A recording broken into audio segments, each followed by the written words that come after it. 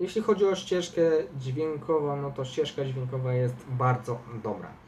Ja się super bawiłem przy tych dwóch produkcjach. Jeśli szukacie jakiejś gry, która miałaby naprawdę dobrą, ciekawą i polską fabułę, no to polecam Wam Call of Juarez Revolver Edition. Natomiast jeśli szukacie takiego FPS-a bez fabuły,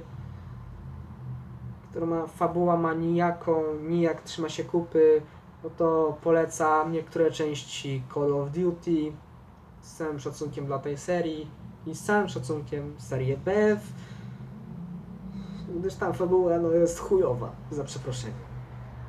Ale fabuła zawsze jest. Zawsze jakaś jest, przynajmniej szczątkowa. Natomiast jeśli szukacie naprawdę dobrego FPS-a z naprawdę dobrą fabułą, polskiej produkcji, Call of Juarez Wam to zapewni. A ja tymczasem będę zabierać się za ogrywanie strategii, czy raczej 3 strategii. Man of War Red Tide, karmazynowy przypływ i Man of War oddział szturmowy. W kolekcji klasyki Man of War Antologia. Tak więc ja Wam dziękuję za uwagę. Mam nadzieję, że materiał Wam się podobał. Jeśli tak, zostawcie łapkę w górę, zostawcie komentarz i do następnego odcinka. Trzymajcie się. Hej!